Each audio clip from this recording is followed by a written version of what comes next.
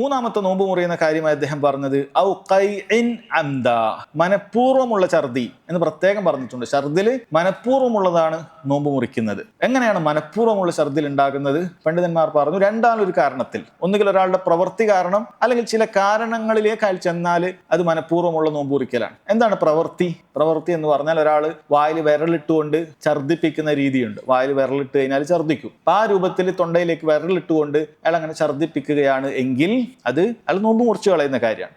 ഇനി എങ്ങനെയാണ് നോമ്പ് മുറിയുന്ന കാരണങ്ങൾ, ഛർദി കൊണ്ട് മുറിയുന്ന കാരണങ്ങൾ പറയുന്നത് എന്താണ്? അതായത് അത്തരത്തിൽ നമുക്ക് വളരെയധികം മോശം ഗന്ധമുള്ള എന്തെങ്കിലുമൊക്കെ കാര്യങ്ങൾ ഒരാൾ മണക്കുക, മനഃപൂർവ്വം മണക്കുക. അയാൾ വായിൽ വിരലൊന്നും ഇട്ടിട്ട്, പക്ഷെ ഇത് മണക്കാനുള്ള സാഹചര്യങ്ങൾ എന്ത് ചെയ്യുക, അത്തരം സ്ഥലങ്ങളിലേക്ക് അയാൾ പോകുക, അത് നോമ്പ് മുറിക്കുന്ന കാര്യമാണ്. അങ്ങനെ ഛർദിച്ചിട്ടുണ്ട് എങ്കിൽ അത് നോമ്പ് മുറിക്കുന്ന കാര്യമാണ്. അപ്പൊ ഛർദിൽ വരുമെന്ന് തോന്നുന്ന സ്ഥലത്തോ മറ്റോ ഒന്നും പോകരുത്. എന്നാൽ ഒരാൾക്ക് അങ്ങനെയൊന്നുമില്ല, പെട്ടെന്നൊരു മണം വന്നപ്പോൾ അയാൾ ഛർദിച്ചു, കുഴപ്പമില്ല, അയാൾ നോമ്പ് മുറിയില്ല. അല്ലെങ്കിൽ ഗർഭിണിയായ സ്ത്രീ, അവള് നോമ്പെടുത്തിട്ടുണ്ട്, വേറെ കുഴപ്പമില്ലാത്തതുകൊണ്ട് അവൾ നോമ്പെടുത്തു, പക്ഷെ പെട്ടെന്ന് അവൾക്ക് ഛർദി വന്നു, അവൾ മനഃപൂർവ്വം ചെയ്തതല്ല, അവളുടെ നോമ്പും മുറിയുകയില്ല. എന്താണ് ഈ പറയുന്നതിന്റെ തെളിവ്? ഇമാം അബൂദാവൂദും തിർമിദിയും ഇബ്നു മാജയൊക്കെ ഉദ്ധരിച്ച റഹിമഹുമുല്ലാ, ഇമാം നാസറുദ്ദീൻ അൽബാനി റഹിമഹുല്ലാ സഹിഹായി വിധിച്ചിട്ടുള്ള ഒരു ഹദീസിൽ കാണാം, നബി സല്ലല്ലാഹു അലൈഹി വസല്ലം പറഞ്ഞതായി, മൻ ദറഅഹു അൽ ഖൈഉ ഫലൈസ അലൈഹിൽ ഖളാ, ആർക്കെങ്കിലും ഛർദിൽ വന്നാൽ അവന് ഖളാ ഇല്ല. ഛർദിൽ തനിയെ വന്നതാണ്, ഖളാ വീട്ടേണ്ടതില്ല. എന്നാൽ വമൻ ഇസ്തഖാഅ അംദൻ ഫല്യഖ്ളി, എന്നാൽ ആരെങ്കിലും മനഃപൂർവ്വം ഛർദിക്കാൻ വേണ്ടി നോക്കിയാൽ,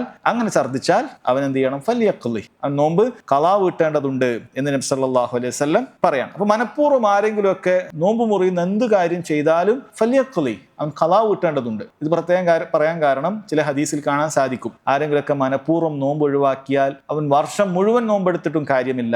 ഇത് യഥാർത്ഥത്തിൽ ഉദ്ദേശിക്കുന്നത് വഈദാണ്, താക്കീതാണ്. കാരണം റമദാനിന്റെ പകലിൽ നീ ഒരു നോമ്പ് മനഃപൂർവ്വം ഒഴിവാക്കിയാൽ വർഷം മുഴുവൻ എടുത്താലും നിനക്ക് അതിന്റെ പകരമാവുകയില്ല എന്ന താക്കീതാണത്. എന്നാൽ അങ്ങനെ ആരെങ്കിലും ഒക്കെ ചെയ്തിട്ടുണ്ടെങ്കിൽ എന്ത് ചെയ്യണം? ഫല്യഖ്ളി, തീർച്ചയായും ഖളാ വീട്ടേണ്ടതുണ്ട്. ഈ ഹദീസിൽ നബി സല്ലല്ലാഹു അലൈഹി വസല്ലം പറയാണ്, വമൻ ഇസ്തഖാഅ അംദൻ ഫല്യഖ്ളി, ആരെങ്കിലും മനഃപൂർവ്വം ഛർദിപ്പിച്ചാൽ ഫല്യഖ്ളി എന്നാണ് പറഞ്ഞിട്ടുള്ളത്, അവൻ ഖളാ വീട്ടേണ്ടതുണ്ട് എന്നാണ് പറഞ്ഞിട്ടുള്ളത്. അതുകൊണ്ട് ഛർദിയുമായി ബന്ധപ്പെട്ട വിഷയം ഈ രണ്ട് നിലക്ക് മനസ്സിലാക്കുക.